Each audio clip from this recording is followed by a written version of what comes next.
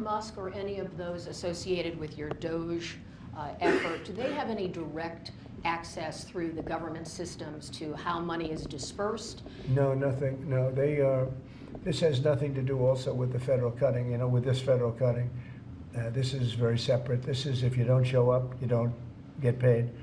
But DOGE, I think great progress has been made. We're talking about cutting over $1 trillion of waste. We're talking about waste. We're not talking about we're going to love and cherish Social Security, Medicare, Medicaid. We're not going to do anything with that other than if we can find some abuse or waste, we'll do something, but the people won't be affected.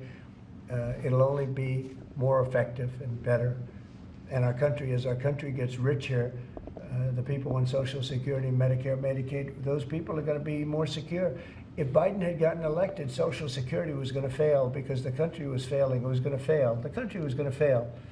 And therefore, the Social Security, Medicare, Medicaid, and all of the other things that you may get would not be able to be paid.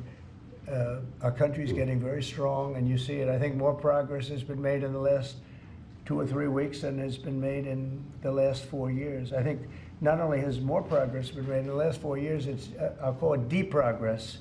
We went way backward as a country in so many different ways, from woke to all of the other things that took place that were so bad. You look at Afghanistan, how embarrassing that was. I think Afghanistan really started the problem with Russia and Ukraine. When Putin looked over and he saw how incompetently that was handled, I was getting out, but I was going to keep Bagram.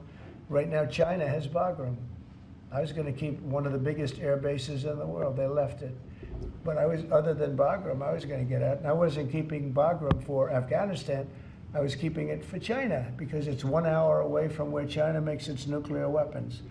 And we were keeping it. So we have a lot of great things happening in our country, and we appreciate that you're here. And I'm really thrilled about Doug, and I'm really thrilled about his friend, Chris Wright, who's a legend in the oil business, right? They keep telling me, Catherine, he's like a legend, and he's a legend too in a lot of businesses.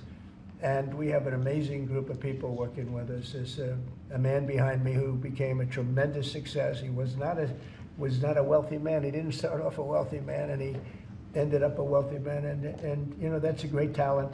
And he's willing to sacrifice so much and to put it to work for our country. Watch the job he does on the interior, but in particular on really making our country very, very wealthy by utilizing it properly. And at the same time, environmentally, he does it he's very much an environmentalist. He's going to do it very carefully and very painstakingly good. But you just watch what happens. And working with the Department of Energy, where his compatriot, his friend, and also considered the most talented man in the oil business, is the head of the Department of Energy, and they work together. It's almost like a partnership. It really is a partnership.